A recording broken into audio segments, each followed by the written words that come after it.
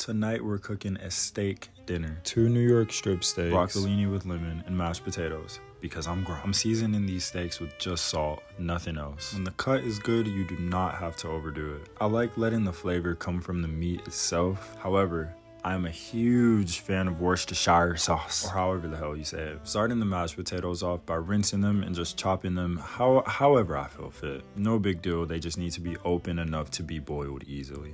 And I love to keep the skin on the potatoes. I like the little crunch it adds. I feel like getting rid of the skin is like declawing a cat. So the water is boiling, pour the potatoes in there, and generous with the salt. Next, I prep the broccolini with a lot of olive oil. When baking broccolini, you have to be generous with the olive oil so you don't burn it. And minimal seasonings here, just salt, pepper, dill, onion and garlic powder, and then a squeeze of a lemon. And we'll let it bake in the oven for 15 minutes at 425. Up next are the steaks. I've got to be honest, I have not mastered cooking steaks yet. It's a goal of mine to cook a really good medium rare steak because that's my favorite way to eat it. And I think the only way I'll achieve that is by buying a thermometer for my meat. Now here I'm getting the mashed potatoes together with almond milk and some butter. Normally I'll do an entirely dairy-free mashed potato, but tonight I was feeling a little spontaneous. My stomach definitely regretted that though. And I like to cook my steaks in some Worcestershire sauce. I googled how to pronounce that, but that sounds kind of crazy, I don't know. Back to the mashed potatoes, my favorite thing to throw in there is sour cream. I feel like it always gives it that really nice creaminess that I like. And by this time the broccolini has finished cooking, I stir off the sides to deal with a bit of that fat and let the steaks rest while I finish the potatoes. At this point I just go back and forth adding more sour cream and butter and seasonings and just seeing how I like the taste of it. Now what do we think about the steaks?